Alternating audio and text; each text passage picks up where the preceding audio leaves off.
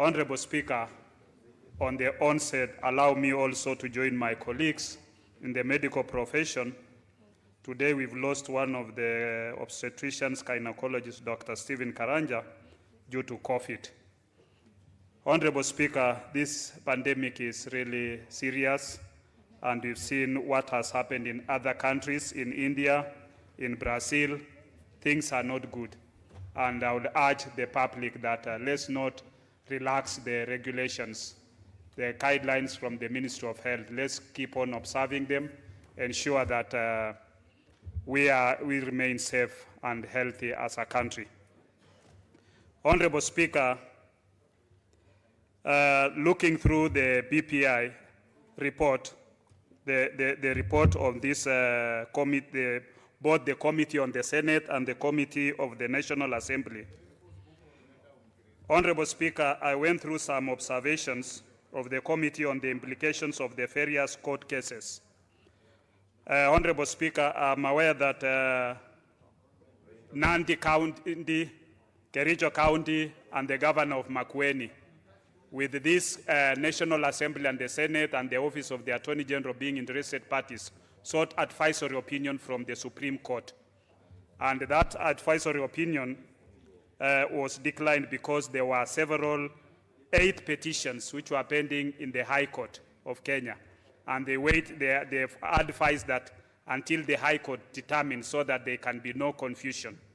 Honorable Speaker, I'm also aware that the High Court has given conservatory orders in the consolidated petitions before the High Court, petition E282 of 2020 being the lead file, restraining the Independent Electoral and Boundaries Commission from facilitating and subjecting the Constitution of Kenya Amendment Bill 2020 to a referendum, or taking any further action to advance the Constitution of Kenya Amendment Bill 2020, pending the hearing and determination of the consolidated petitions.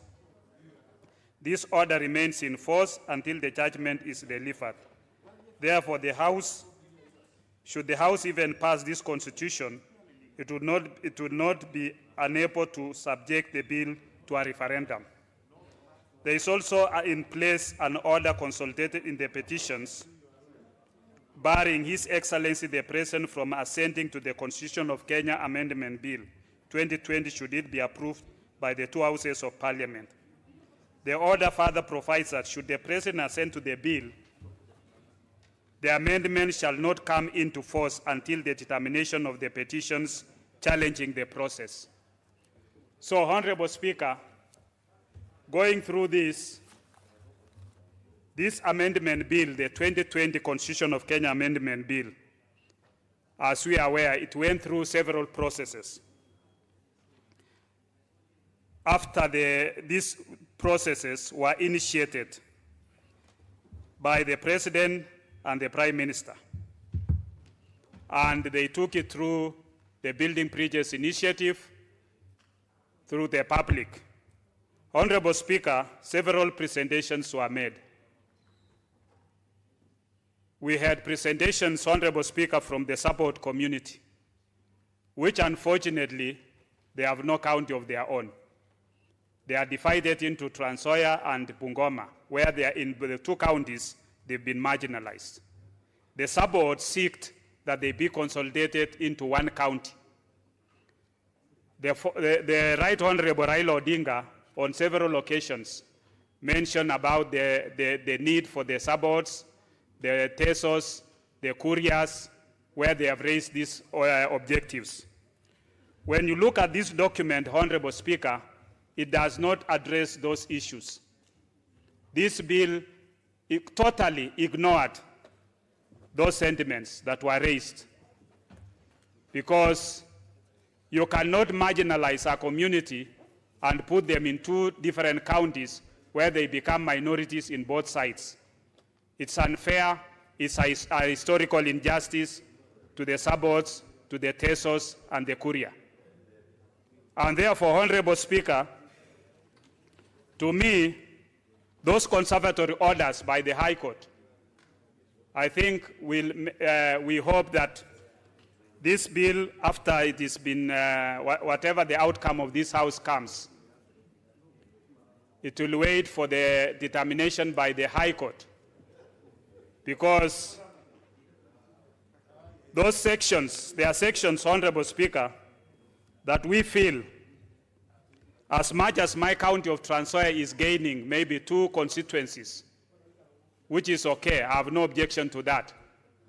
But marginalizing a community into 2 counties, that they cannot be able to have a governor of their own and benefit from the devolution, where we are talking of devolving 35% of the money to the counties, where these people still remain marginalized. To me, that is not acceptable.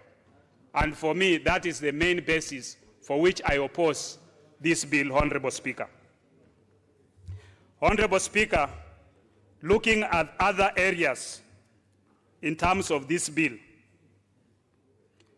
I know there were 9 points which were raised by Honorable Raila Odinga together with the President on their handshake. But I have not seen in this bill where it is addressing, because you see, when we talk of fighting corruption, we already have institutions. We have EACC, we have DCI. You have orders which are given by the President that within 21 days, the KEMSA scandal we should have people being prosecuted in court. Several months down the line, we have to wait for the US government, for the Secretary of State, Blinken, to talk about visiting Kenya and raise the issue about the theft in KEMSA, that the President now rushes to make changes in the KEMSA board. Making those changes is cosmetic to me, because it does not address the real issues. What happened with the issue of those who looted KEMSA, those who inflated the prices? What happened with the 21 days, which was given by the President, that he needs to have a report in his office to see people being prosecuted by EACC and DCI? What is it that has happened? Do we have to wait for the United States of America to be able to start sanctioning us, to be able to now tell us that the ARVs which are at the board cannot be distributed through KEMSA because they no longer trust KEMSA? To me, those are the issue about changing the KEMSA board. The KEMSA board does not run KEMSA. It is a board of directors, which maybe sits once in quarterly. But the rewrote in KEMSA, do we have people who have been prosecuted? What happened with the ultimatum that the President gave of 21 days? Has it been addressed? When we even talk of that, the main issue that was even raised by the people from the Mount Kenya region and the central Kenya was 1 man, 1 shilling. Is that reflected in this bill? Are the people of you find that in this, even when you look at the constituencies, Mount Kenya is only getting 8 constituencies.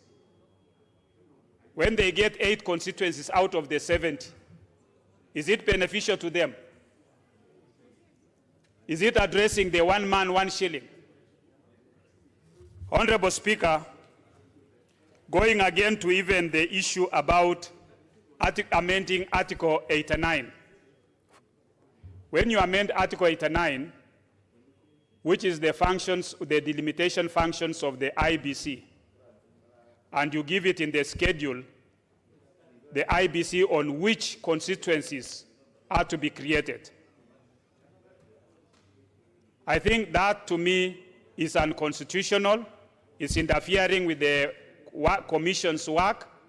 You can only create, you can only amend to say there shall be 200, let's say from 270 constituencies, 290 constituencies to 360. But you cannot, now the IBC has to use the guidelines for which they are given by the Constitution. But this matter being before court, I don't think I can make more comments about it. We leave it to the court to determine. But I'm happy that Once this process is over from this House, it cannot proceed beyond just us passing or rejecting it. But on my position, I reject. Thank you, Honorable Speaker. I oppose it.